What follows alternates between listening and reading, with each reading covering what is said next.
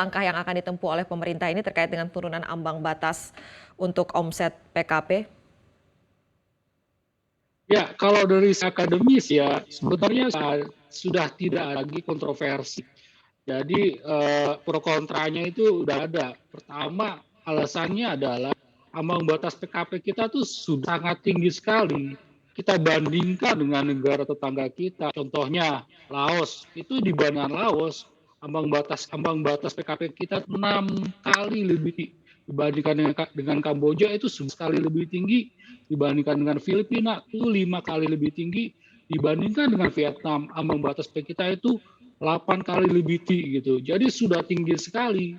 Dan ketika ambang batas PKP kita begitu tinggi, impact-nya itu besar. Basis perpajakan kita hilang, itu sangat besar sekali. Hitung-hitungan yang dilakukan oleh teman dari Kementerian Keuangan itu loss-nya bagi penerimaan negara itu lebih dari 42 triliun. Anda bayangkan itu.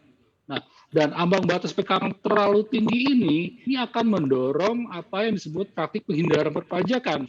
Kita pernah melakukan penelitian atas hal ini dan terbukti memang ada indikasi praktik penghindaran perpajakan yang diakibatkan oleh batas PKP yang sangat tinggi.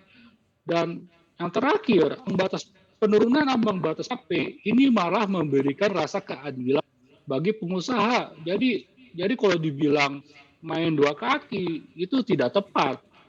Tidak tepat nih ya tanggapan dari HIPMI nih yang menyebutkan demikian. Kalau begitu dengan diturunkan ini ambang batas atau threshold untuk omset PKP, menurut Anda idealnya di level berapa supaya tadi menutup celah-celah tax avoidance? Ya, memang yang menjadi diskusi adalah diturun sampai berapa sih? Nah, kalau hitung-hitungan ini itu amannya memang di antara 2 sampai 2,5 miliar itu dari sisi biaya administrasi wajib pajak maupun dari sisi penguasaan. Nah, jikalau pemerintah ingin menurunkan lebih jauh, pemerintah harus menggunakan apa yang disebut sebagai simplified method dalam pemungutan PPN tidak terlalu membebani wajib pajak. Itu bisa sampai ke 100 juta. Jadi akan ada 2 layer. Yang pertama layer menggunakan pemungutan normal, pajak pemasukan dan pajak keluaran sampai 2 atau 2,5, sepertinya akan 2,5.